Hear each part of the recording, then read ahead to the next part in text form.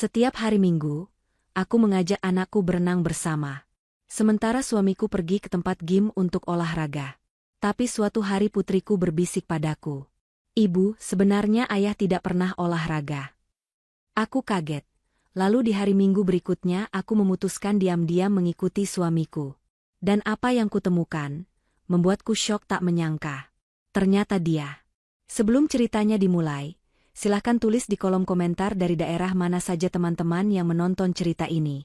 Jangan lupa like dan subscribe agar channel ini bisa semakin berkembang dan bisa mempersembahkan cerita yang lebih menarik lagi. Sinar matahari pagi yang hangat menembus celah gorden kamar tidur, menandakan hari Minggu telah tiba. Bagi sebagian orang, hari Minggu adalah waktu untuk bermalas-malasan di tempat tidur, tetapi tidak bagi keluarga kecil Clarissa. Di rumah yang asri itu, hari Minggu memiliki jadwal tetap yang sudah berjalan selama 2 tahun terakhir tanpa celah. Clarissa sudah bangun sejak subuh, menunaikan kewajibannya, lalu sibuk di dapur menyiapkan sarapan sederhana namun bergizi untuk suami dan anaknya. Ia mengaduk bubur ayam yang aromanya memenuhi seluruh ruangan dapur, sambil sesekali melirik jam dinding. Waktu terasa berjalan begitu cepat jika hati sedang bahagia, dan Clarissa merasa dirinya adalah wanita paling beruntung di dunia. Ia memiliki rumah yang nyaman, putri kecil yang cerdas bernama Luna, dan suami yang tampan serta terlihat sangat peduli pada kesehatan bernama Bimo. Bimo muncul dari kamar tidur dengan wajah segar sehabis mandi pagi. Ia mengenakan pakaian olahraga lengkap. Celana pelatihan panjang dan kaos menyerap keringat membungkus tubuhnya yang tegap. Di bahunya tersampir sebuah tas olahraga besar yang terlihat padat berisi perlengkapan latihan. Bimo selalu berkata bahwa kesehatan adalah investasi jangka panjang yang paling mahal. Dan karena itu ia rutin pergi ke pusat kebugaran setiap Minggu pagi hingga siang hari. Clarissa sangat mendukung kebiasaan suaminya itu. Ia bahkan merasa bangga memiliki suami yang disiplin menjaga bentuk tubuh dan stamina, berbeda dengan suami teman-temannya yang mulai membiarkan perut mereka membuncit seiring bertambahnya usia. Clarissa meletakkan mangkuk bubur di meja makan, menyambut suaminya dengan senyum lebar yang tulus. Pagi itu berjalan seperti naskah drama yang sudah dihafal di luar kepala. Mereka sarapan bersama dengan obrolan ringan seputar rencana minggu depan, atau kelucuan Luna di sekolah taman kanak-kanak. Luna duduk di kursi tingginya, makan dengan lahap sambil sesekali bercerita tentang temannya yang lucu. Bimo mendengarkan dengan sabar, sesekali mengusap kepala putrinya dengan sayang. Pemandangan ini adalah definisi kesempurnaan bagi Clarissa. Tidak ada pertengkaran, tidak ada nada suara tinggi, hanya kehangatan keluarga. Setelah sarapan selesai, Bimo bangkit berdiri dan mengambil tas olahraganya. Ini adalah tanda bahwa waktu perpisahan sementara mereka telah tiba. Rutinitas mereka memang terbagi 2 di hari Minggu. Bimo akan pergi ke tempat kebugaran di pusat kota untuk latihan beban berat yang menurutnya tidak cocok untuk anak kecil. Sementara Clarissa akan membawa Luna ke kolam renang umum yang ramah anak untuk melatih kemampuan motorik putrinya. Bimo mendekati Clarissa, mencium kening istrinya dengan lembut dan cukup lama. Aroma sabun mandi Bimo tercium segar di hidung Clarissa. Bimo berbisik bahwa ia akan berlatih keras hari ini untuk membakar kalori sisa makan malam kemarin. Clarissa tertawa kecil dan menyemangati suaminya. Kemudian Bimo beralih pada Luna, berjongkok menyamakan tingginya dengan sang putri, lalu mencium pipi gembil Luna. Bimo berpesan agar Luna menurut pada ibu dan tidak nakal di kolam renang. Luna mengangguk patuh sambil memegang mainan karet kesayangannya. Setelah ritual pamitan itu selesai, Bimo berjalan gagah menuju mobilnya, melambaikan tangan sekali lagi sebelum kendaraan itu menderu meninggalkan halaman rumah. Clarissa menatap kepergian mobil itu sampai menghilang di tikungan jalan, lalu segera bersiap-siap membereskan perlengkapan renang Luna. Perjalanan menuju kolam renang dihabiskan dengan nyanyian riang Luna di dalam mobil. Clarissa menyetir dengan perasaan tenang. Ia membayangkan betapa sehatnya keluarga mereka. Suaminya olahraga, anaknya berenang, dan ia sendiri aktif bergerak. Sesampainya di kolam renang, suasana sudah cukup ramai oleh keluarga lain. Clarissa membantu Luna mengganti baju, memakaikan pelampung lengan, dan menuntunnya masuk ke kolam anak yang dangkal. Air kolam pagi itu terasa sejuk dan jernih. Luna langsung bersorak kegirangan saat kakinya menyentuh air. Clarissa dengan sabar melatih Luna cara menggerakkan kaki dan menahan napas. Tawa Luna yang lepas membuat hati Clarissa menghangat. Ia merasa segala lelah mengurus rumah tangga dan pekerjaan sampingannya terbayar lunas melihat kebahagiaan Luna. Selama hampir 2 jam mereka bermain air. Clarissa adalah tipe ibu yang sangat protektif namun, membebaskan anaknya bereksplorasi. Ia tidak sekadar duduk di pinggir kolam main ponsel, melainkan ikut masuk ke air, menjaga Luna dari jarak dekat. Namun, entah kenapa hari ini Luna tampak sedikit berbeda. Di sela-sela tawanya, Gadis kecil itu beberapa kali terdiam menatap kosong ke arah pintu masuk kolam renang, seolah sedang memikirkan sesuatu yang berat untuk ukuran anak 5 tahun. Clarissa bertanya apakah Luna lelah atau lapar, tapi Luna hanya menggeleng dan kembali bermain air. Clarissa menganggap itu hanya perubahan suasana hati anak kecil yang biasa terjadi. Mungkin Luna mulai mengantuk karena terlalu lelah bergerak di dalam air. Matahari mulai meninggi dan terasa menyengat di kulit. Clarissa memutuskan sudah waktunya untuk menyudahi sesi renang hari ini. Ia membujuk Luna untuk naik dari kolam. Luna menurut tanpa banyak protes. Mereka berjalan menuju kamar bilas khusus wanita.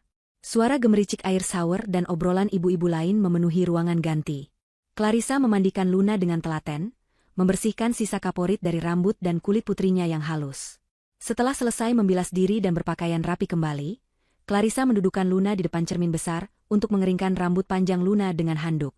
Saat itulah momen yang mengubah segalanya terjadi. Clarissa sedang menggosok lembut rambut Luna dengan handuk, menatap pantulan wajah putrinya di cermin. Luna tidak tersenyum. Tatapan mata bulat itu bertemu dengan tatapan Clarissa di cermin. Ada keseriusan yang tidak wajar di wajah polos itu. Clarissa menghentikan gerakannya sejenak, bertanya dengan lembut ada apa gerangan. Luna memutar tubuhnya menghadap Clarissa. Tangan kecilnya meraih ujung jilbab Clarissa, menariknya pelan agar wajah ibunya mendekat. Clarissa menunduk, mendekatkan telinganya ke bibir mungil Luna, mengira anaknya akan membisikkan permintaan es krim atau mainan baru. Namun yang keluar dari mulut Luna bukanlah permintaan manja. Suara Luna terdengar lirih, hampir seperti desahan angin, tapi setiap katanya menghujam jantung Clarissa dengan kekuatan penuh. Luna berkata bahwa sebenarnya ayah tidak pernah olahraga. Clarissa terdiam, mencoba mencerna kalimat itu. Ia tertawa canggung, mengira Luna sedang bercanda atau salah paham.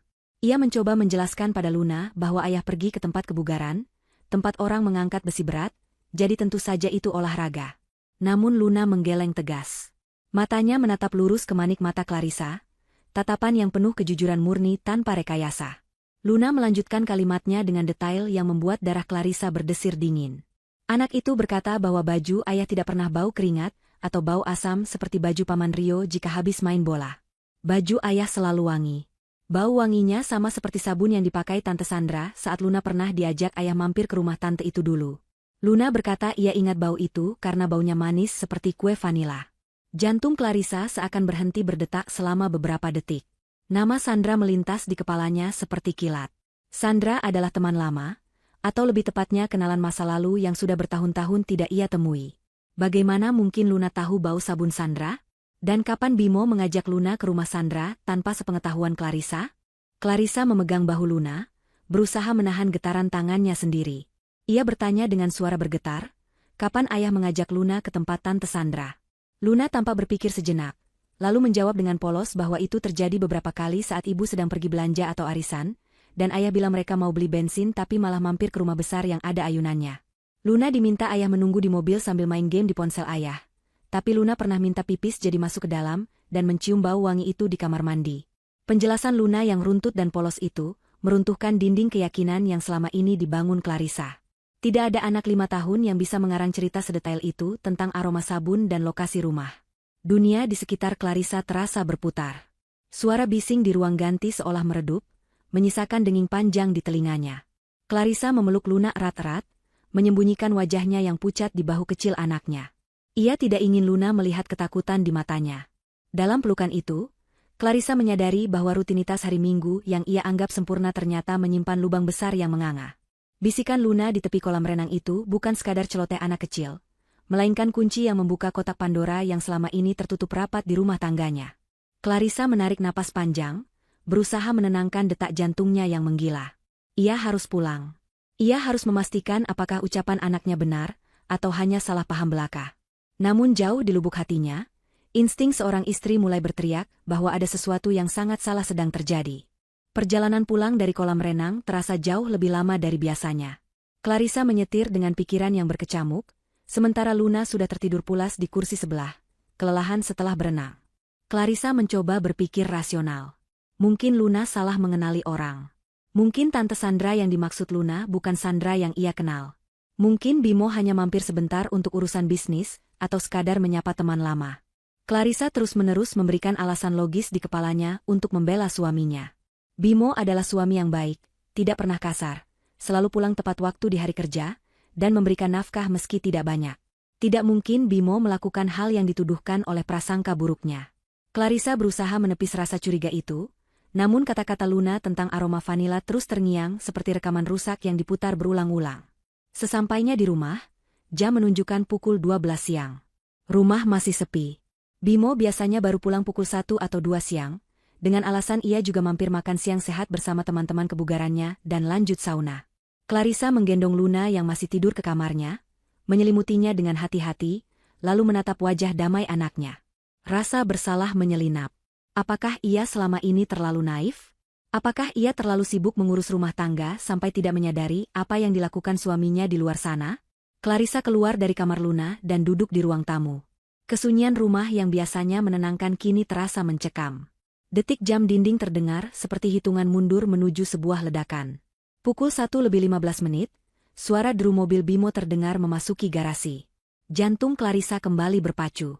Ia menarik napas dalam, memasang senyum terbaik yang bisa ia buat, dan berdiri menyambut suaminya di depan pintu. Bimo masuk dengan langkah yang diseret, seolah-olah kakinya sangat berat. Wajahnya dibuat tampak lelah. Ia langsung mengeluh bahwa hari ini adalah jadwal latihan kaki yang sangat menyiksa.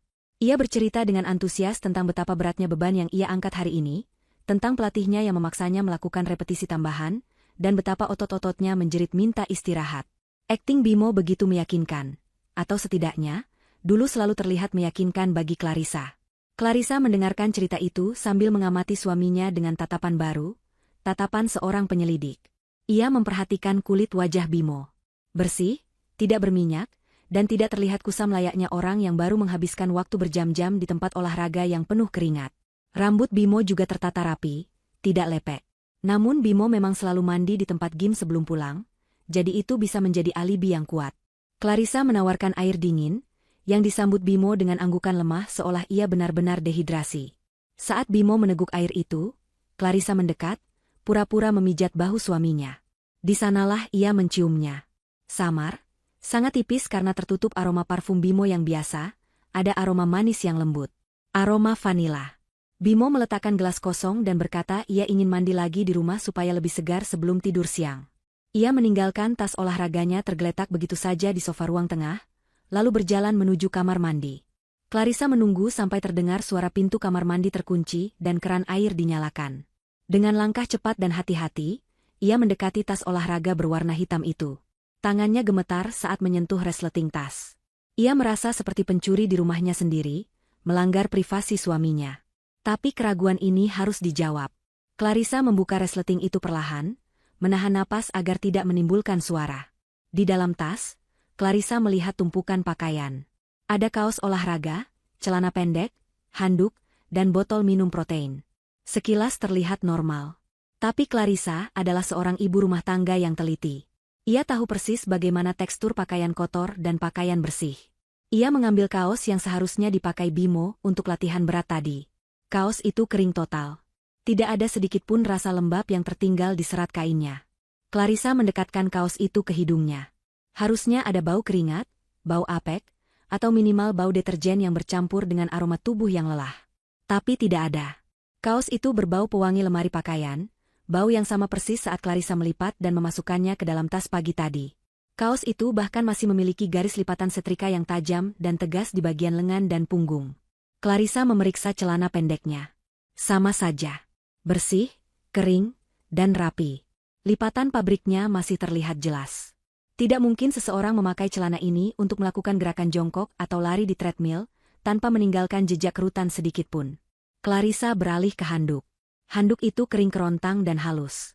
Jika Bimo mandi di tempat gym, handuk itu seharusnya basah atau setidaknya lembab dan dingin, karena terbungkus di dalam tas plastik. Tapi handuk ini hangat dan kering. Dan yang paling parah adalah botol minumnya. Clarissa membuka tutup botol shaker yang biasa dipakai untuk minuman protein. Botol itu kering, bersih, dan tidak berbau susu atau bubuk protein sama sekali. Tidak ada sisa noda air di dalamnya. Botol itu tidak pernah dipakai minum hari ini. Clarissa terduduk lemas di lantai ruang tengah. Tas itu adalah bukti bisu yang berteriak lantang. Bimo tidak pernah mengganti pakaiannya. Bimo tidak pernah berolahraga. Bimo tidak pernah mandi di tempat gym. Semua cerita tentang latihan kaki, beban berat, dan pelatih yang galak hanyalah dongeng belaka. Bimo membawa tas ini keluar rumah pagi tadi, membiarkannya tetap rapi di dalam mobil atau di suatu tempat, lalu membawanya pulang lagi dalam kondisi yang sama persis. Air mata Clarissa menetes satu persatu, jatuh membasahi kaos yang ia genggam. Rasa sakitnya bukan hanya karena dibohongi, tapi karena menyadari betapa rapinya Bimo merencanakan kebohongan ini setiap minggunya. Suara pintu kamar mandi terbuka membuat Clarissa tersentak. Ia panik. Dengan gerakan kilat, ia melipat asal pakaian itu, memasukkannya kembali ke dalam tas, dan menutup resletingnya. Ia segera berdiri, menyeka air matanya, dan berpura-pura sedang merapikan bantal sofa. Bimo keluar dengan hanya mengenakan handuk di pinggang, bersenandung kecil. Ia tidak melihat kepanikan Clarissa. Ia berjalan santai melewati Clarissa menuju kamar tidur, sambil berkata bahwa ia lapar dan minta disiapkan makan siang. Sikap santai Bimo itu justru membuat luka di hati Clarissa semakin perih. Bagaimana bisa seseorang bersikap begitu biasa setelah membohongi istri dan anaknya seharian? Di meja makan siang itu, Clarissa melayani Bimo seperti biasa. Ia mengambilkan nasi, menuangkan sayur, dan meletakkan lauk di piring suaminya. Tapi di dalam hatinya, badai sedang berkecamuk. Ia menatap Bimo yang makan dengan lahap. Clarissa ingin sekali berteriak, menumpahkan isi tas olahraga itu di depan wajah Bimo, dan menuntut penjelasan. Tapi akal sehatnya menahan. Jika ia melabrak sekarang, Bimo pasti akan mengelak dengan 1000 alasan. Bimo pandai bersilat lidah. Clarissa butuh bukti yang lebih kuat daripada sekadar baju kering. Clarissa butuh melihat dengan mata kepalanya sendiri kemana Bimo pergi. Potongan teka-teki dari Luna mulai terangkai. Rumah besar, ayunan, Tante Sandra, bau vanila, dan tas olahraga yang tidak pernah dipakai. Semuanya mengarah pada satu kesimpulan yang mengerikan. Clarissa sadar ia tidak sedang berhadapan dengan kenakalan suami biasa. Ini adalah pengkhianatan yang terstruktur. Clarissa memandang suaminya yang sedang tertawa menonton video lucu di ponselnya. Tawanya renyah, seolah tanpa beban. Clarissa bersumpah dalam hati, tawa itu tidak akan bertahan lama. Minggu depan, ia tidak akan tinggal diam. Minggu depan, ia akan membuktikan kebenaran ucapan Luna, meskipun kebenaran itu mungkin akan menghancurkan hatinya hingga tak bersisa. Ia akan mengikuti suaminya, kemanapun mobil itu pergi. Seminggu telah berlalu sejak penemuan tas olahraga yang bersih itu, dan bagi Clarissa, 7 hari tersebut terasa seperti 7 tahun yang menyiksa.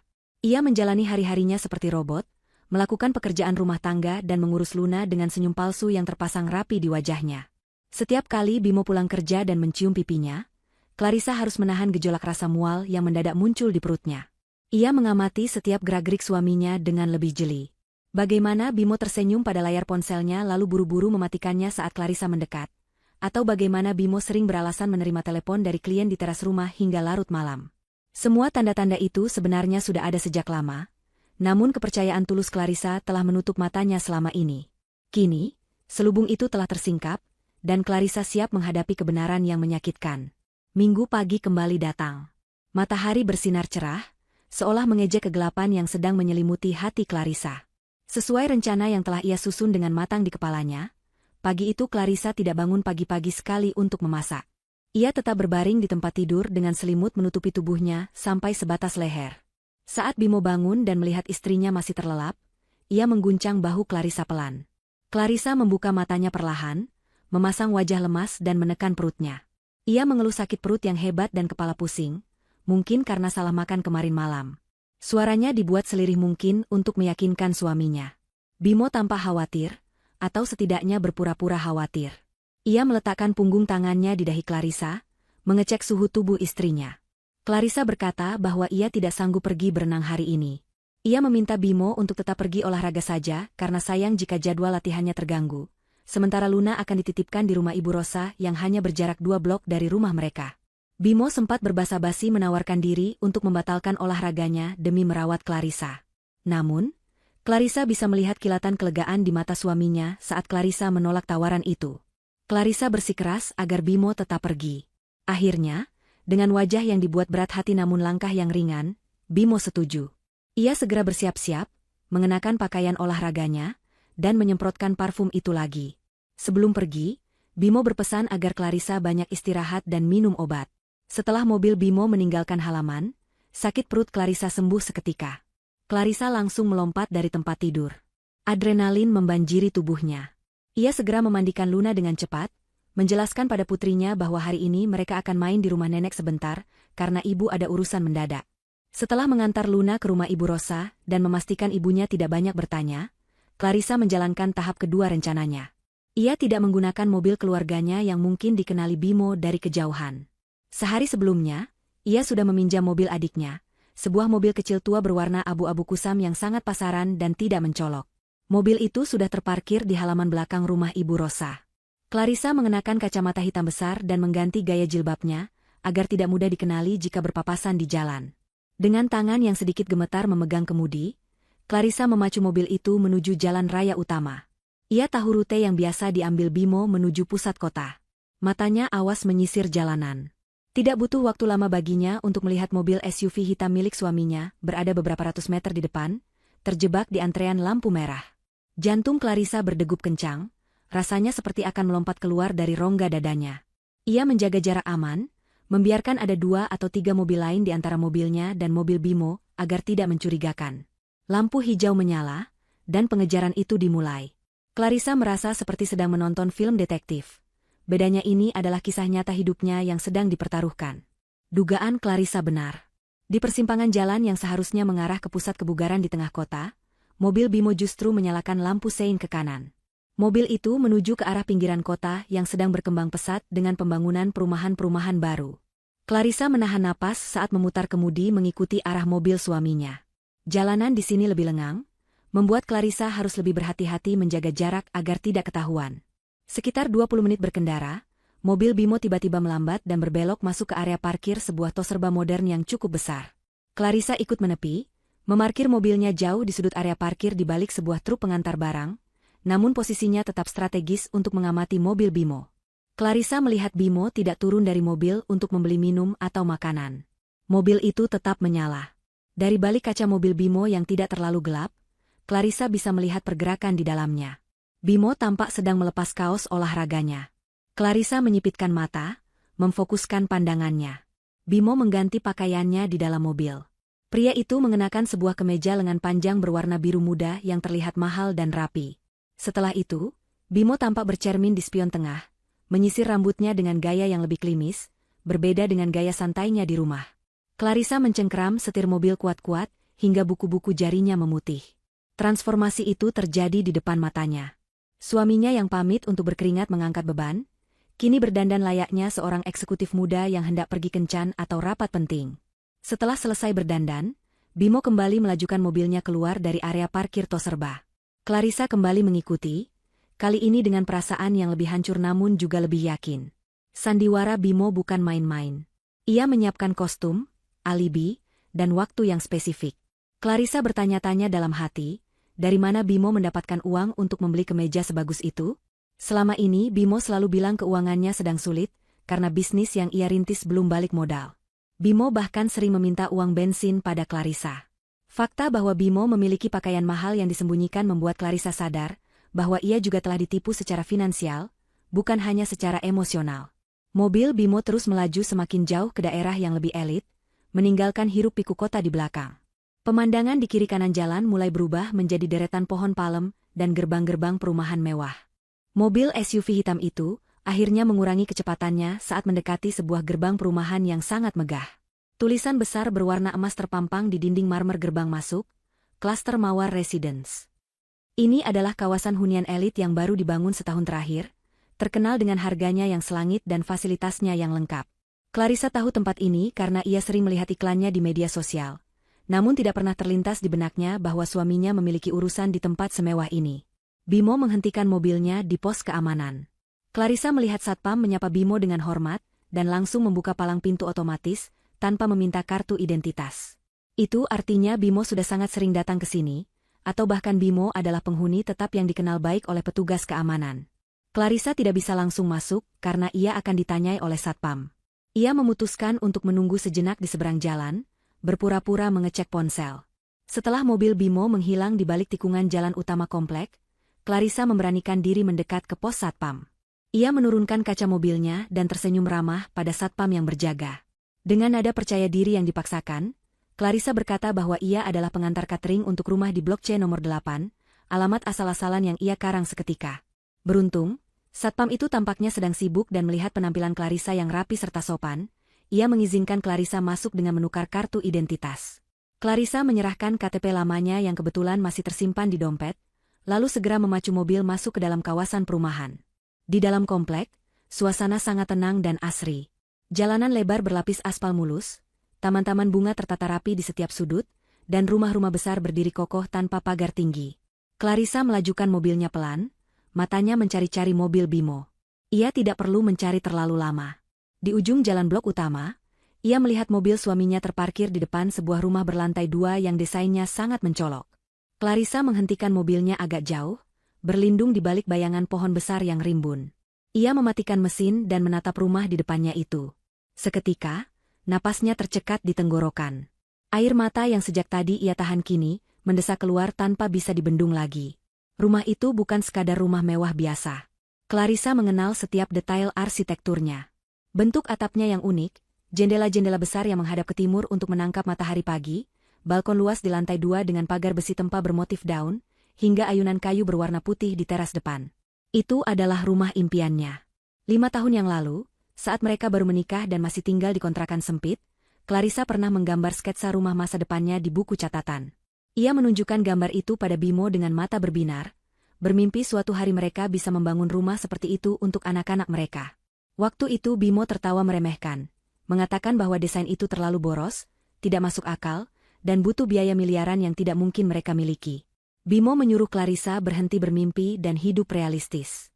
Namun kini, gambar coretan tangan Clarissa itu berdiri nyata di hadapannya. Bimo telah mewujudkan mimpi Clarissa, tapi bukan untuk Clarissa. Rasa sakit yang menghujam dada Clarissa kali ini jauh lebih perih daripada saat mengetahui suaminya berbohong. Ini adalah pencurian mimpi.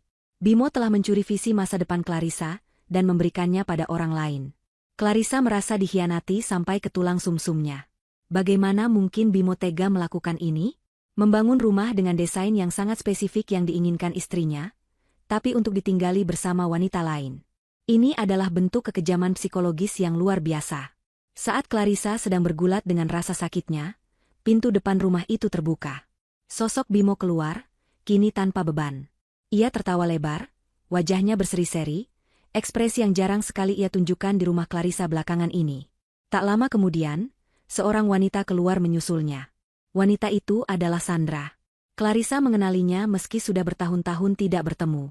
Sandra terlihat lebih berisi, kulitnya terawat, dan ia mengenakan daster rumahan yang terlihat nyaman namun elegan.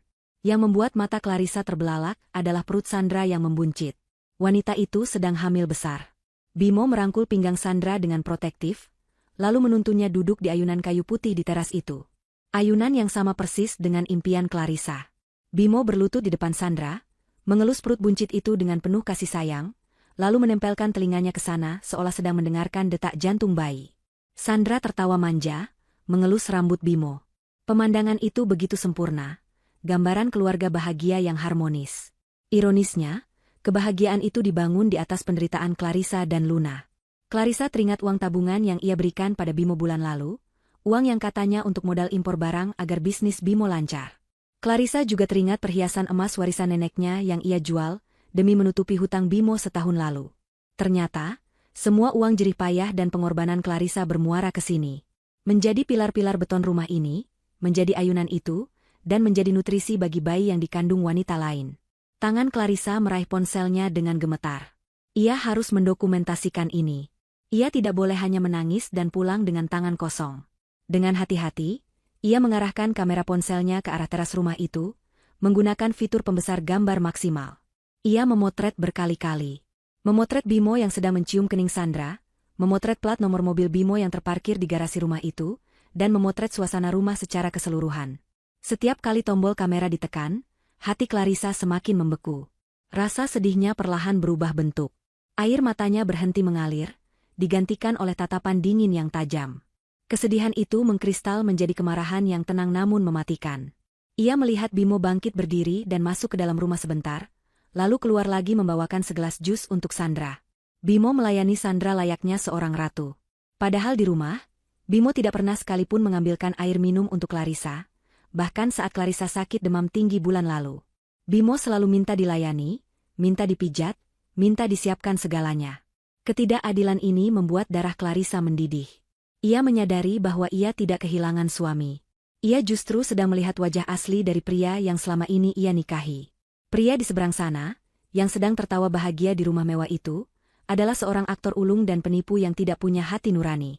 Clarissa menurunkan ponselnya setelah merasa cukup mendapatkan bukti visual. Ia menarik napas panjang, mengisi paru-parunya dengan tekad baru. Ia tidak akan turun dari mobil dan melabrak mereka sekarang. Itu tindakan bodoh yang hanya akan membuatnya terlihat histeris dan lemah. Jika ia mengamuk sekarang, Bimo mungkin akan kabur membawa sisa aset yang ada, atau Sandra akan bermain peran sebagai korban.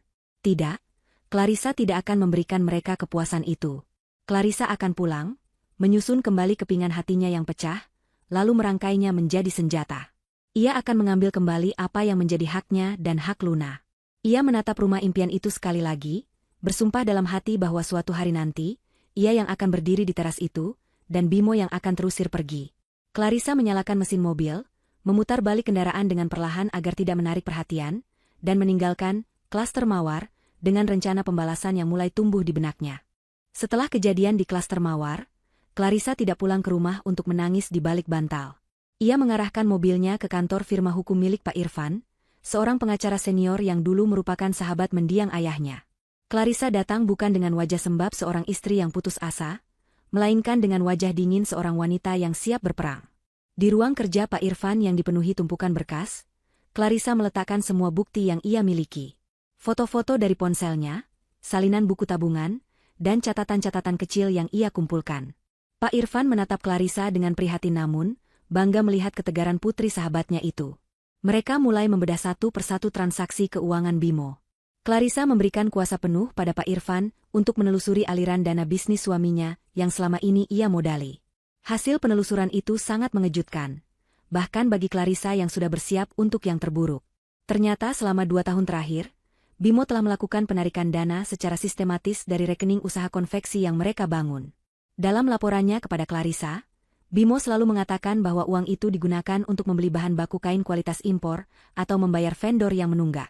Namun, data perbankan tidak bisa berbohong. Uang itu mengalir deras ke sebuah rekening pribadi atas nama Sandra. Jumlahnya fantastis, mencapai miliaran rupiah jika ditotal. Uang itu digunakan untuk uang muka rumah, cicilan mobil mewah, belanja barang bermerek, hingga biaya perawatan kecantikan Sandra. Clarissa merasa mual melihat deretan angka itu. Itu adalah uang warisan ayahnya, uang tabungan pendidikan Luna, dan hasil keringatnya sendiri yang dirampok oleh suaminya demi memuaskan wanita lain. Pak Irfan menyarankan langkah hukum yang taktis. Ia mengingatkan Clarissa bahwa jika ia melabrak sekarang, Bimo bisa saja menyembunyikan sisa aset atau memutarbalikkan fakta. Mereka butuh strategi jebakan. Clarissa harus membuat Bimo merasa aman, membuatnya merasa bahwa kebohongannya masih tertutup rapat, sehingga Bimo akan lengah dan melakukan kesalahan fatal. Clarissa menyeka air matanya yang sempat menetes karena marah. Ia mengangguk setuju. Hari itu juga, Clarissa memutuskan untuk memainkan peran terbaik dalam hidupnya. Ia akan menjadi aktris di panggung rumah tangganya sendiri. Ia akan menjadi istri yang manis, penurut, dan bodoh, persis seperti yang diinginkan Bimo. Malam harinya, saat Bimo pulang ke rumah, ia disambut dengan aroma masakan favoritnya. Clarissa memasak rendang daging sapi yang membutuhkan waktu berjam-jam untuk membuatnya. Rumah terlihat rapi, bersih, dan wangi. Clarissa menyambut Bimo di pintu dengan senyum lebar dan ciuman di tangan, sesuatu yang belakangan jarang ia lakukan karena lelah bekerja. Bimo tampak terkejut, namun kejutan itu segera berganti menjadi rasa puas. Dalam pikiran licik Bimo, ia merasa hebat karena bisa memiliki istri yang melayaninya di rumah dan simpanan cantik di luar sana tanpa ketahuan. Bimo makan dengan lahap sambil memuji masakan Clarissa setinggi langit. Clarissa membalas pujian itu dengan tatapan lembut, padahal di dalam hatinya ia sedang menahan gejolak amarah yang siap meledak kapan saja. Di tengah makan malam yang tampak harmonis itu, Bimo mulai melancarkan aksinya. Dengan nada suara yang dibuat sedih dan penuh tekanan, ia bercerita bahwa bisnisnya sedang butuh suntikan dana segar. Ia beralasan ada peluang besar untuk ekspansi keluar pulau, tapi butuh modal cepat dalam minggu ini. Jika tidak, peluang itu akan diambil orang lain. Bimo melirik Clarissa, memancing reaksi istrinya. Clarissa meletakkan sendoknya pelan. Ia menatap mata suaminya dalam-dalam. Dulu, ia pasti akan langsung bertanya detail dan khawatir. Tapi kali ini, Clarissa tersenyum menenangkan. Ia berkata bahwa ia percaya penuh pada Bimo. Ia berkata bahwa sebagai istri, tugasnya adalah mendukung suami mencari nafkah. Wajah Bimo langsung cerah seketika. Ia tidak menyangka akan semudah ini. Clarissa bangkit menuju laci meja kerjanya, dan mengambil sebuah map dokumen yang sudah disiapkan oleh Pak Irfan sore tadi. Di dalam map itu terdapat dokumen pencairan deposito pendidikan Luna yang nilainya cukup besar. Namun, di antara tumpukan kertas itu, terselip sebuah surat pernyataan pengalihan aset dan pengakuan hutang yang dikemas dengan bahasa hukum yang rumit. Jika Bimo teliti, ia akan tahu bahwa tanda tangannya di sana berarti ia mengakui telah meminjam uang pribadi Clarissa dan menjaminkan segala aset yang ia miliki, termasuk yang diatasnamakan orang lain, sebagai jaminan. Tapi Clarissa tahu kelemahan suaminya. Bimo itu malas membaca dan serakah. Clarissa meletakkan map itu di depan Bimo beserta sebuah pena. Ia berkata dengan nada manja agar Bimo segera tanda tangan supaya besok uangnya bisa langsung cair dan bisnisnya lancar. Tanpa curiga sedikitpun, Bimo menyambar pena itu. Matanya hanya tertuju pada angka nominal pencairan dana yang tertera di halaman depan. Ia tidak membaca lembar-lembar berikutnya. Pikirannya sudah melayang membayangkan wajah bahagia Sandra saat ia membawakan uang tunai nanti. Dengan cepat, Bimo membubuhkan tanda tangannya di atas materai pada lembar yang disodorkan Clarissa. Bunyi goresan pena di atas kertas itu terdengar seperti musik kemenangan di telinga Clarissa. Saat Bimo selesai dan menutup map itu dengan senyum lebar, Clarissa ikut tersenyum. Namun senyum Clarissa memiliki arti yang berbeda. Tanda tangan itu adalah vonis mati bagi kebebasan finansial Bimo. Malam itu, Bimo tidur nyenyak dengan mimpi indah tentang kekayaan, sementara Clarissa terjaga semalaman, menatap langit-langit kamar dengan perasaan dingin. Ia baru saja mengunci leher suaminya dengan rantai hukum yang tak kasat mata.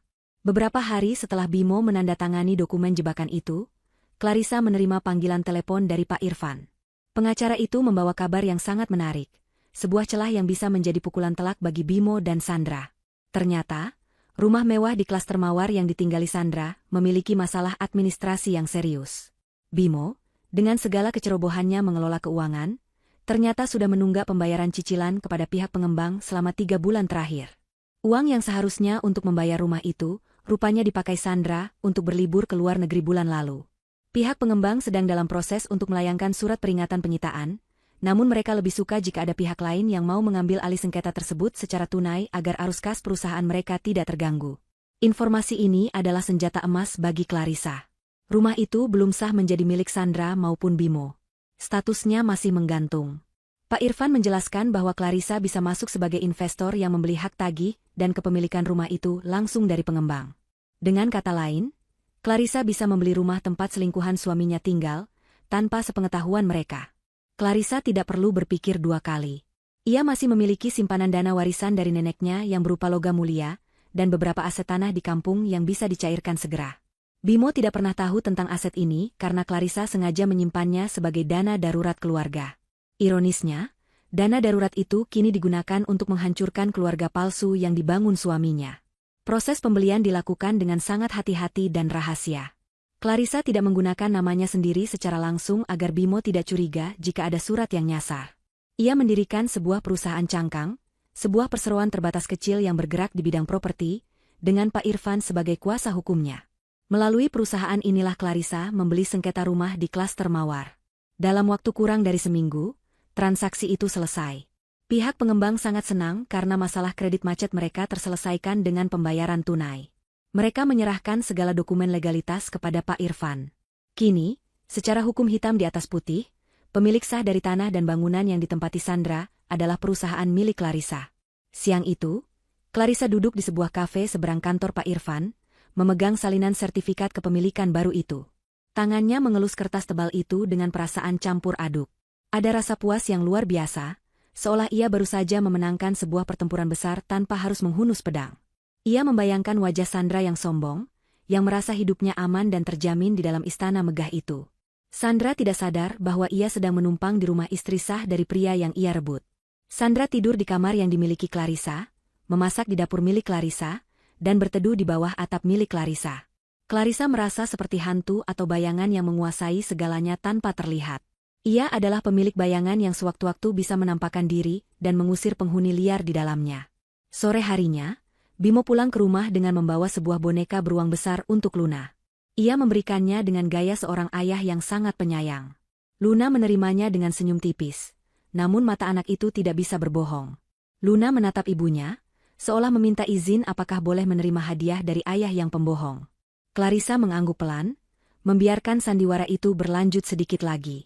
Bimo kemudian duduk di sofa, memijat kakinya, dan mulai bercerita bualan tentang betapa suksesnya pertemuan bisnisnya hari ini berkat modal yang diberikan Clarissa. Ia berkata bahwa keuntungan akan berlipat ganda bulan depan, dan ia berjanji akan mengajak Clarissa dan Luna liburan ke Eropa akhir tahun nanti. Clarissa mendengarkan semua omong kosong itu sambil melipat pakaian.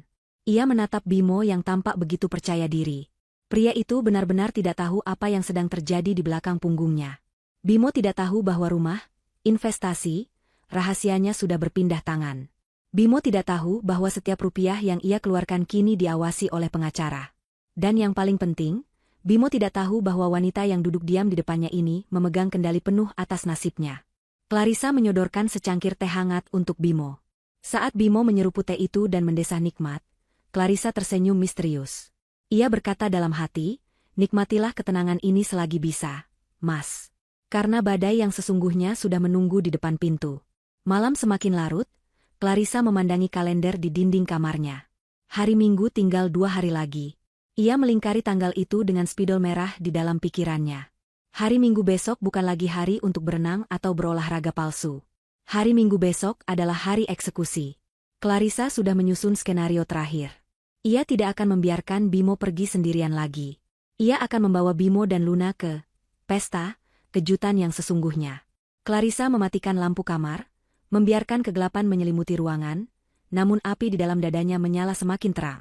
Ia sudah tidak sabar melihat wajah Bimo saat topengnya ditarik paksa di hadapan semua orang. Kesabaran Clarissa sudah mencapai batasnya, dan kini saatnya sang pemilik bayangan keluar menuju cahaya untuk menagih apa yang menjadi miliknya. Hari Minggu yang dinanti-nantikan akhirnya tiba. Langit pagi itu berwarna abu-abu mendung, seolah alam semesta sedang bersiap menurunkan badai yang sejalan dengan suasana hati Clarissa. Di dalam rumah, rutinitas pagi berjalan sedikit berbeda dari biasanya. Bimo sudah siap dengan setelan pakaian olahraganya yang mahal dan tas besar yang selalu menemaninya. Ia tampak terburu-buru, berkali-kali melirik jam tangan, mungkin karena ia sudah janji akan datang lebih awal ke rumah Sandra untuk menemani wanita itu periksa kandungan atau sekadar sarapan bersama. Aroma parfum vanila dan mask yang menyengat sudah tercium dari tubuh Bimo, aroma yang kini membuat perut Clarissa mual setiap kali menghirupnya. Bimo sedang mengikat tali sepatunya di teras ketika Clarissa keluar dengan pakaian rapi, bukan pakaian santai rumah, melainkan pakaian semi-formal yang anggun lengkap dengan jilbab satin yang berkilau. Clarissa berdiri di ambang pintu, menatap punggung suaminya dengan tatapan dingin yang ia sembunyikan di balik senyum manis. Ia memanggil Bimo dengan suara lembut namun tegas. Bimo menoleh, sedikit terkejut melihat penampilan istrinya yang sudah rapi sepagi ini. Sebelum Bimo sempat bertanya atau berpamitan pergi, Clarissa langsung melancarkan serangan pertamanya. Ia berkata bahwa hari ini Bimo harus membatalkan rencana ke tempat kebugaran. Clarissa beralasan bahwa ia baru saja mendapatkan kabar gembira dari kantornya kemarin sore. Bonus tahunan dan pembagian dividen koperasi kantor cair dengan jumlah yang sangat besar, jauh lebih besar dari perkiraan. Clarissa berbohong dengan sangat lancar, mengatakan bahwa ia ingin merayakannya dengan mengajak Bimo dan Luna makan siang spesial di restoran mewah, lalu pergi melihat lokasi properti karena ia berniat menginvestasikan uang bonus itu hari ini juga. Mendengar kata bonus besar dan investasi, mata Bimo langsung berbinar. Sifat serakahnya langsung mengambil alih logika. Rencana menemui Sandra seketika menjadi prioritas kedua di kepalanya. Bimo berpikir jika Clarissa punya uang banyak, ia harus ada di sana untuk memastikannya, atau setidaknya merayu istrinya agar sebagian uang itu bisa masuk ke kantongnya dengan alasan modal bisnis lagi. Bimo mencoba sedikit jual mahal, berpura-pura keberatan karena jadwal latihannya akan terganggu, namun Clarissa dengan cepat memotong. Ia berkata jika Bimo tidak mau ikut, ia akan pergi sendiri dan mungkin akan langsung membeli apartemen tanpa berkonsultasi dulu. Ancaman halus itu berhasil. Bimo langsung setuju, ia melepas tas olahraganya dan berlari masuk ke kamar untuk berganti pakaian yang lebih pantas. Clarissa menunggu di ruang tamu sambil menggandeng tangan Luna. Luna tampak cantik dengan gaun pesta sederhana berwarna merah muda. Anak itu bertanya mau kemana mereka pergi. Clarissa berbisik pada Luna bahwa mereka akan pergi melihat rumah impian dan bertemu seseorang. Luna hanya mengangguk polos, tidak menyadari bahwa ia akan menjadi saksi kehancuran sandiwara ayahnya. Tak lama kemudian, Bimo keluar dengan kemeja batik lengan pendek, terlihat rapi dan tampan. Ia tersenyum lebar, merangkul Clarissa dan Luna, berlagak seperti kepala keluarga yang ideal. Mereka berjalan menuju mobil. Saat Bimo hendak duduk di kursi pengemudi, Clarissa menahannya. Ia meminta kunci mobil, berkata bahwa ia yang akan menyetir karena ia yang tahu lokasi restoran dan properti yang akan mereka tuju. Bimo menurut saja, berpikir mungkin Clarissa ingin memanjakannya hari ini. Mobil mulai melaju membelah jalanan kota yang cukup padat di hari Minggu. Awalnya Bimo tampak santai, bersiul kecil mengikuti lagu di radio sambil sesekali mengirim pesan sembunyi-sembunyi lewat ponselnya, mungkin memberi kabar palsu pada Sandra. Namun, suasana santai itu perlahan memudar ketika Clarissa mengarahkan mobil bukan ke pusat kota tempat restoran-restoran mewah berada, melainkan berbelok ke arah pinggiran kota. Bimo mulai gelisah di kursinya. Ia bertanya dengan nada heran mengapa mereka ke arah sana. Clarissa menjawab dengan tenang tanpa menoleh, mengatakan bahwa ada restoran baru yang sangat bagus di daerah pengembangan baru, dan lokasi properti yang diincar juga ada di sana. Jawaban itu cukup masuk akal, tapi insting Bimo mulai membunyikan alarm bahaya. Kegelisahan Bimo memuncak saat mobil melewati persimpangan yang sangat ia kenal. Jalanan ini adalah rute yang ia lewati setiap minggu untuk menuju rumah Sandra. Keringat dingin mulai muncul di pelipis Bimo. Ia mencoba mengalihkan pembicaraan, menyarankan agar mereka putar balik saja dan makan di mal terdekat karena Luna pasti lapar. Tapi Clarissa menolak dengan halus, mengatakan tanggung karena sudah dekat. Clarissa menyetir dengan fokus penuh, namun ekor matanya menangkap setiap gerakan Bimo yang semakin panik. Bimo mulai mengetuk-ngetukkan jarinya ke lutut, tanda ia sedang sangat gugup. Ia pasti sedang berdoa dalam hati agar mobil ini hanya sekadar lewat dan tidak berhenti di tujuan yang ia takutkan. Namun doa Bimo tidak terkabul. Clarissa menyalakan lampu sein kanan, berbelok masuk ke gerbang megah klaster Mawar Residence. Wajah Bimo pucat pasi seolah darahnya tersedot habis. Ia menoleh cepat ke arah Clarissa, suaranya bergetar saat bertanya kenapa mereka masuk ke sini. Clarissa tetap tenang, menjawab datar bahwa properti yang ingin ia beli ada di dalam komplek ini, karena katanya prospek investasinya sangat bagus.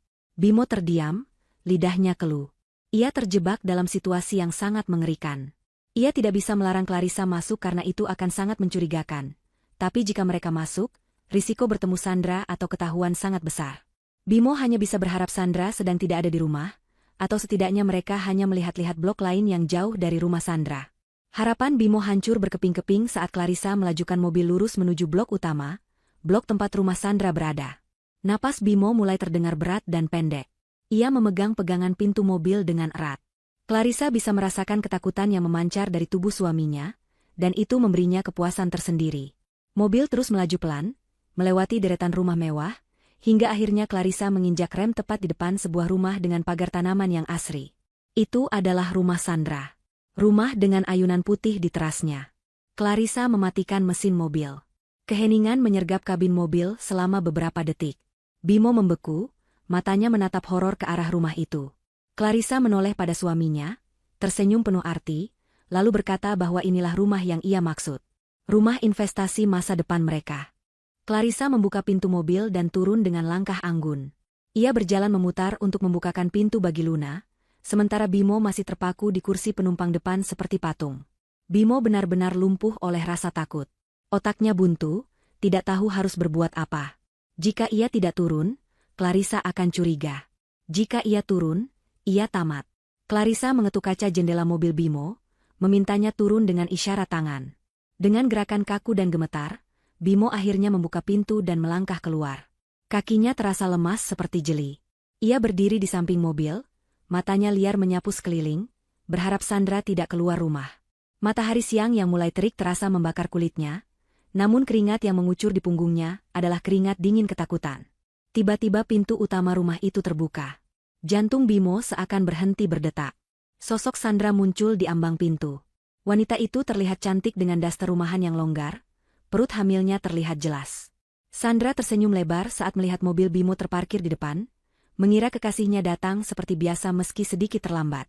Ia belum melihat siapa yang turun dari mobil karena terhalang pilar pagar. Sandra melangkah keluar menuju teras sambil berseru riang memanggil nama Bimo dengan panggilan sayang yang manja. Suara Sandra terdengar jelas di telinga Clarissa, Luna, dan tentu saja Bimo. Panggilan sayang itu menggema di udara, menjadi bukti yang tak terbantahkan. Sandra berhenti mendadak di tengah jalan setapak taman ketika matanya menangkap sosok lain selain Bimo. Ia melihat seorang wanita berhijab rapi berdiri tegak dengan tatapan tajam, dan seorang anak kecil di sampingnya. Senyum di wajah Sandra luntur seketika, digantikan oleh ekspresi bingung dan waspada. Ia menatap Bimo, menuntut penjelasan lewat sorot matanya. Bimo berdiri di tengah-tengah, di antara istri sah dan simpanannya, tampak seperti pesakitan yang sedang menunggu vonis mati. Ia membuka mulutnya, hendak mengatakan sesuatu, mungkin sebuah kebohongan baru, tapi tidak ada suara yang keluar. Tenggorokannya tercekat oleh rasa panik yang luar biasa. Clarissa mengambil alih panggung. Ia tidak berteriak, tidak menjambak, juga tidak menangis. Dengan ketenangan seorang ratu yang sedang menginspeksi rakyat jelata, Clarissa menggandeng Luna berjalan mendekati pagar. Ia menatap Sandra lurus tepat di manik matanya. Clarissa mengucapkan salam dengan sopan namun dingin. Ia memperkenalkan diri sebagai Clarissa. Sandra terkesiap. Nama itu tentu tidak asing baginya. Bimo sering bercerita tentang Clarissa, namun cerita yang didengar Sandra adalah cerita bohong. Bimo bilang Clarissa adalah istri yang jahat, penuntut, sudah tua, tidak menarik, dan mereka sedang dalam proses cerai. Namun wanita yang berdiri di hadapan Sandra saat ini jauh dari gambaran itu. Clarissa terlihat muda, cantik, berkelas, dan sangat berwibawa. Sandra yang merasa posisinya terancam langsung memasang mode defensif. Ia melipat tangan di dada, menatap sinis pada Clarissa, lalu beralih memaki Bimo. Sandra berteriak bertanya apa maksud Bimo membawa istri dan anaknya ke sini. Ia menuduh Bimo tidak punya otak karena mengganggu ketenangannya. Sandra merasa ia adalah korban di sini, korban dari janji manis Bimo yang tak kunjung ditepati. Ia juga merasa berhak atas rumah itu, karena selama ini Bimo bilang rumah ini dibeli khusus untuk mereka berdua. Pertengkaran pun pecah, tapi bukan antara Clarissa dan Sandra, melainkan serangan sepihak Sandra kepada Bimo. Bimo hanya bisa menunduk, mengangkat tangan mencoba menenangkan Sandra, berbisik-bisik memohon agar Sandra tidak ribut di luar rumah, karena malu dilihat tetangga. Di tengah keributan itu, Luna menarik tangan Clarissa. Anak kecil itu menunjuk ke arah Sandra dan berbisik keras. Luna berkata bahwa tante itu adalah tante wangi vanila yang pernah ia ceritakan. Luna juga menunjuk ayunan di teras, berkata bahwa itu ayunan yang pernah ia duduki saat menunggu ayah beli bensin. Pengakuan polos Luna menjadi bumbu penyedap yang semakin memanaskan suasana. Clarissa mengusap kepala Luna, membenarkan ucapan anaknya. Lalu Clarissa kembali menatap Sandra. Ia mengeluarkan sebuah map tipis dari tas tangannya. Dengan langkah pelan, ia membuka pagar yang tidak terkunci dan masuk ke halaman, mendekati Sandra. Clarissa menyodorkan dokumen itu pada Sandra. Ia berkata dengan nada datar bahwa Sandra salah paham tentang satu hal. Clarissa datang ke sini bukan untuk merebut suami, karena ia sudah tidak menginginkan Bimo lagi. Clarissa datang ke sini untuk menginspeksi aset miliknya. Sandra mengerutkan kening, bingung. Ia menyambar dokumen itu dan membacanya sekilas. Matanya membelalak saat melihat kop surat notaris dan sertifikat hak milik yang terlampir di sana. Di sana tertulis jelas bahwa tanah dan bangunan ini sekarang sah milik perusahaan yang direkturnya adalah Clarissa. Wajah Sandra berubah pucat, sama pucatnya dengan wajah Bimo. Ia menatap Bimo dengan nyalang, berteriak bertanya bagaimana mungkin rumah ini jadi milik istrinya. Bimo mengangkat wajahnya, kaget setengah mati. Ia sama sekali tidak tahu tentang hal ini. Ia menatap Clarissa dengan tatapan tidak percaya. Clarissa tersenyum miring. Ia menjelaskan dengan santai bahwa karena cicilan rumah ini macet berbulan-bulan akibat uangnya dipakai entah untuk apa, pihak pengembang menjual sengketanya. Dan Clarissa lah yang membelinya lunas. Jadi, secara hukum, Sandra sedang menumpang di rumah Clarissa tanpa izin. Clarissa kemudian memberikan ultimatum yang menghancurkan mental kedua pengkhianat itu. Ia berkata pada Sandra bahwa ia memberi waktu 1 jam untuk mengemasi barang-barang pribadinya dan angkat kaki dari rumah ini. Jika tidak, Clarissa akan memanggil satpam komplek untuk mengusir paksa atas tuduhan penyerobotan properti. Sandra meledak dalam kemarahan histeris. Ia merasa ditipu mentah-mentah oleh Bimo. Ia memukuli dada Bimo dengan kepalan tangannya, memaki Bimo sebagai penipu miskin yang tidak punya apa-apa.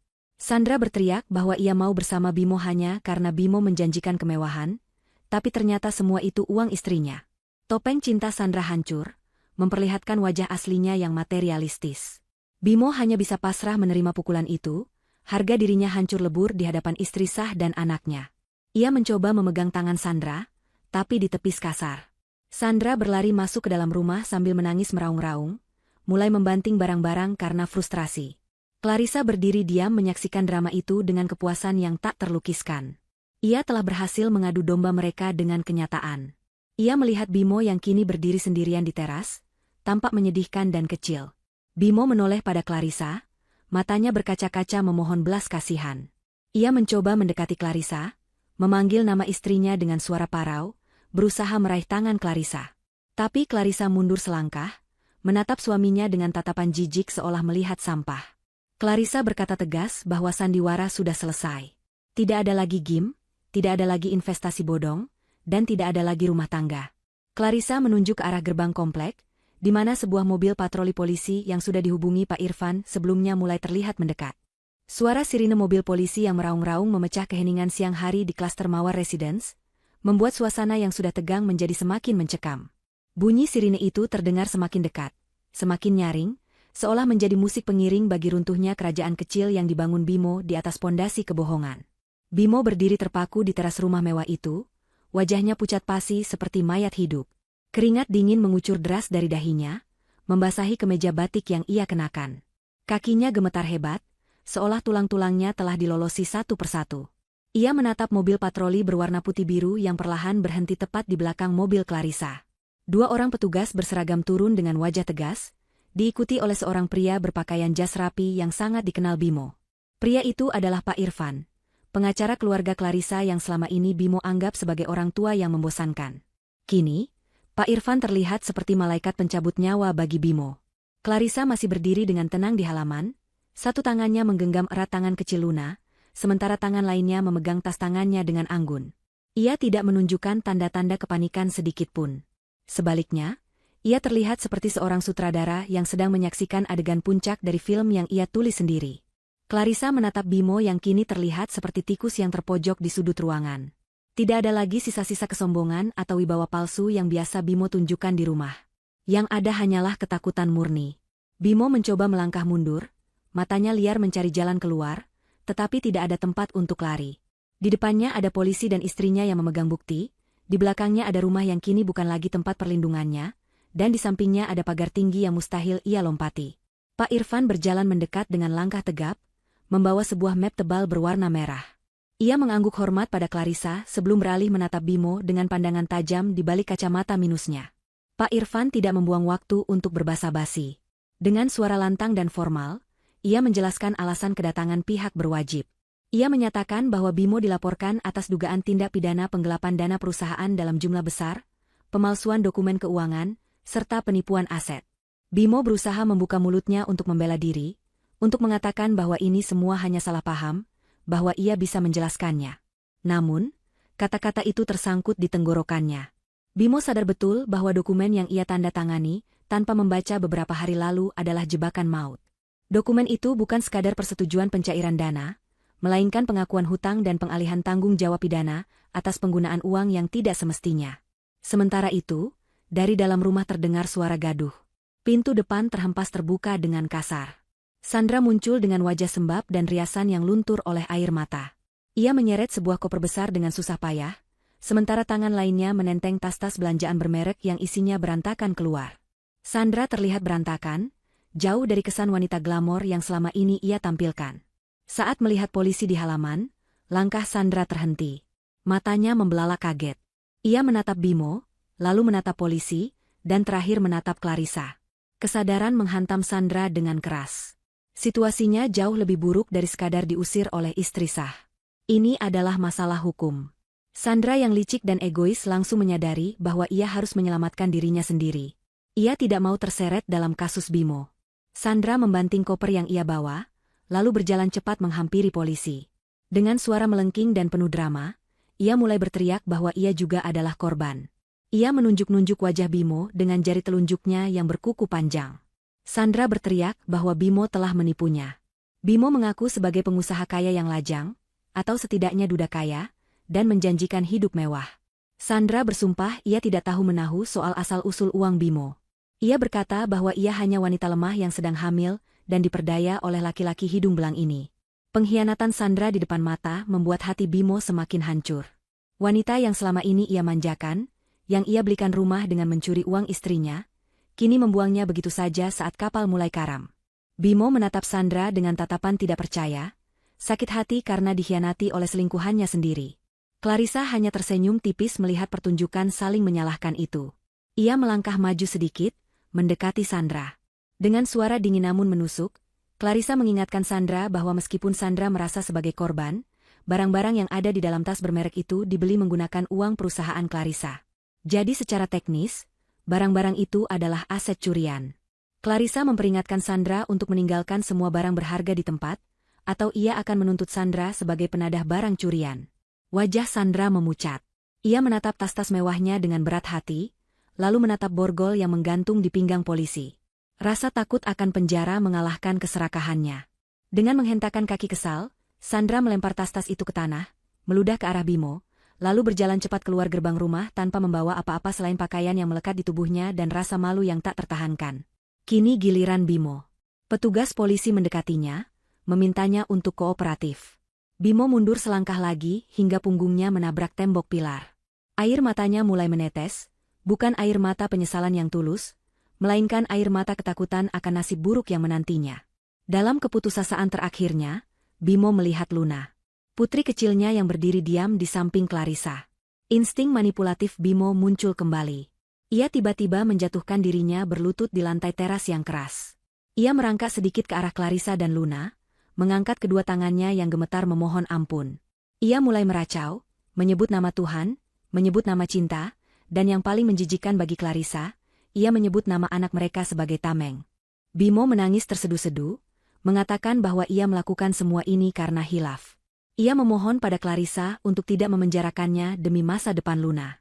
Ia bertanya bagaimana perasaan Luna jika ayahnya masuk penjara. Ia memohon agar Clarissa mengingat masa-masa indah pernikahan mereka di awal dulu. Bimo berusaha meraih kaki Clarissa, mencoba mencium ujung sepatu istrinya. Pemandangan itu sungguh menyedihkan. Seorang pria yang beberapa jam lalu masih merasa dirinya raja yang pintar membagi waktu antara dua wanita, kini merangkak seperti pengemis di depan wanita yang ia hianati. Clarissa tidak mundur, ia berdiri tegak laksana batu karang. Ia menatap Bimo dengan tatapan kosong, seolah rasa cintanya sudah lama menguap dan tidak menyisakan residu sedikitpun. Clarissa menarik tubuh Luna sedikit ke belakang, melindunginya agar tidak tersentuh oleh tangan Bimo. Ia kemudian berjongkok, menyamakan tingginya dengan Luna, namun matanya tetap menatap tajam ke arah Bimo. Clarissa berkata dengan tegas bahwa Bimo tidak berhak menyebut nama Luna lagi. Bimo telah memilih jalannya sendiri saat memutuskan untuk berbohong setiap hari Minggu, saat memutuskan untuk mencuri tabungan pendidikan anaknya demi membelikan rumah untuk wanita lain. Clarissa mengatakan bahwa masa depan Luna akan jauh lebih baik tanpa kehadiran ayah yang seorang penipu dan pencuri. Bimo menggeleng-gelengkan kepalanya histeris, terus memohon. Saat itulah, sebuah momen yang tak terlupakan terjadi. Luna, anak berusia 5 tahun yang biasanya ceria dan manja, melepaskan genggaman tangan ibunya. Ia melangkah maju satu langkah kecil mendekati ayahnya yang sedang berlutut. Luna menatap wajah Bimo yang basah oleh air mata dan ingus. Tidak ada rasa kasihan di mata bulat anak itu, hanya ada kekecewaan yang mendalam. Luna berkata dengan suara kecilnya yang jernih, "Ayah jahat. Ayah bohong sama ibu. Ayah bohong sama Luna. Luna nggak mau punya ayah pembohong." Kalimat sederhana itu menghujam dada Bimo lebih sakit daripada peluru manapun. Ditolak oleh anak kandungnya sendiri adalah hukuman terberat bagi seorang ayah, dan Bimo tahu ia pantas mendapatkannya. Bimo terdiam, bahunya merosot turun. Semangatnya patah seketika. Ia tidak lagi meronta atau memohon. Ia pasrah saat kedua polisi itu menarik tangannya ke belakang punggung. Suara besi beradu terdengar tajam saat borgol dikunci di pergelangan tangannya. Klik. Suara itu menandai akhir dari kebebasan Bimo. Polisi membacakan hak-hak Bimo sebagai tersangka saat mereka menggiringnya menuju mobil patroli. Bimo berjalan dengan kepala tertunduk dalam, tidak berani menatap wajah Clarissa maupun Luna lagi. Tetangga-tetangga di sekitar klaster Mawar mulai keluar rumah, menonton kejadian itu dengan bisik-bisik penasaran. Reputasi Bimo sebagai penghuni kaya raya hancur lebur dalam hitungan menit, berganti menjadi tontonan memalukan sebagai kriminal yang ditangkap polisi. Mobil polisi itu perlahan bergerak meninggalkan halaman rumah, membawa Bimo menuju kantor polisi untuk mempertanggungjawabkan perbuatannya. Clarissa menghela napas panjang, sangat panjang, seolah membuang beban ribuan ton yang selama ini menghimpit dadanya. Ia merasakan kelegaan yang luar biasa. Pak Irfan menepuk bahu Clarissa pelan, memberinya senyum dukungan, lalu pamit untuk mengurus prosedur hukum di kantor polisi. Kini, tinggallah Clarissa dan Luna berdua di halaman rumah mewah itu. Rumah yang dulunya adalah simbol pengkhianatan, kini resmi berada di bawah kendalinya. Clarissa menatap bangunan megah itu. Tidak ada lagi rasa sakit hati saat melihatnya.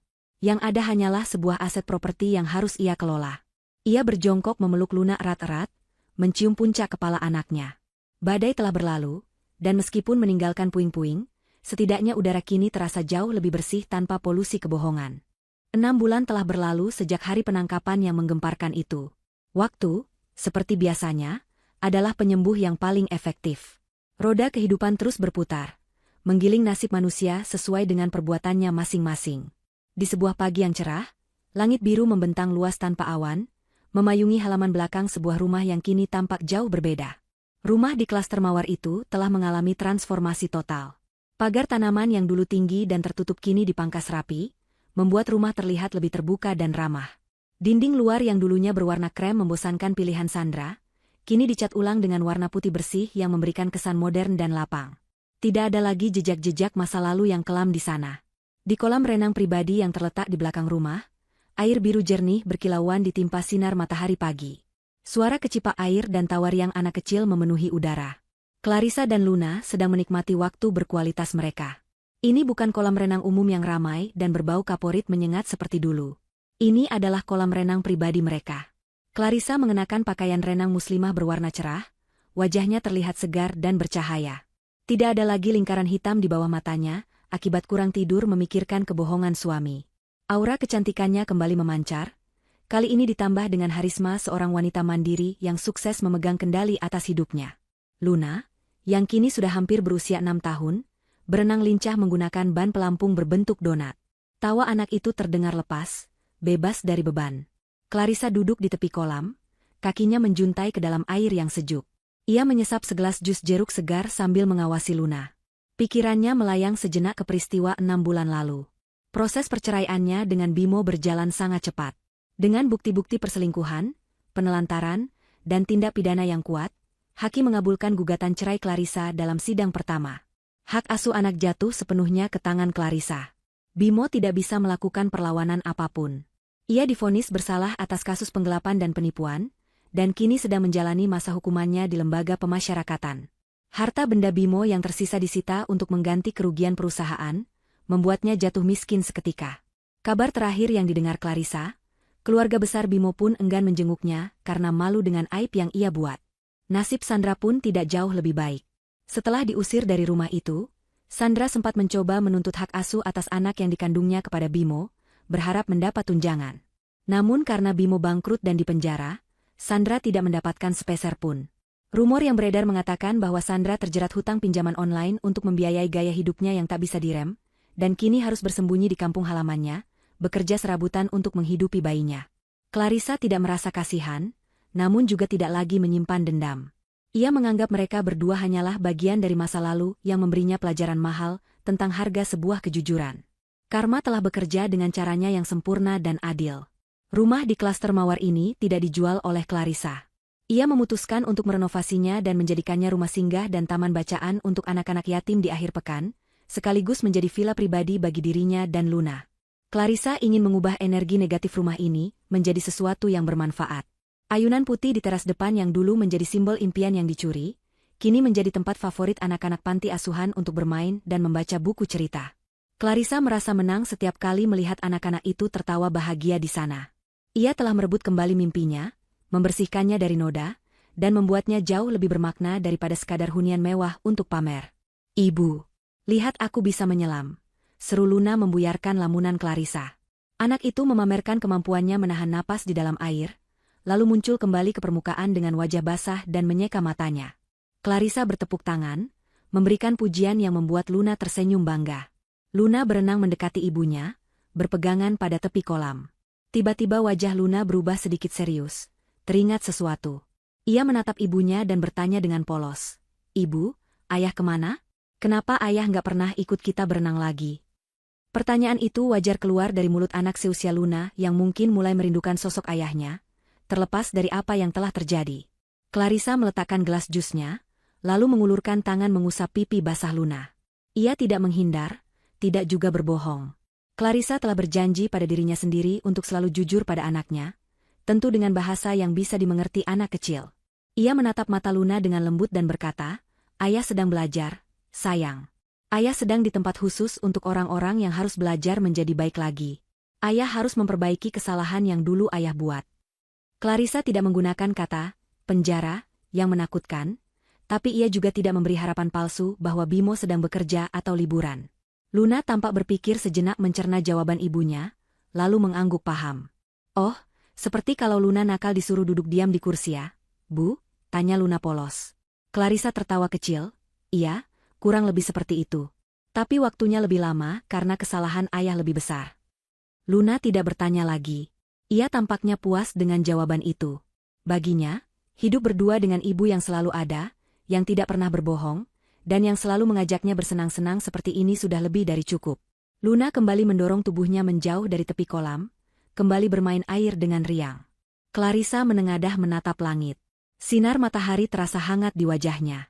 Ia menarik napas dalam-dalam, menghirup udara pagi yang segar, bersih dari aroma parfum vanila yang menyesakan, bersih dari aroma kebohongan yang busuk.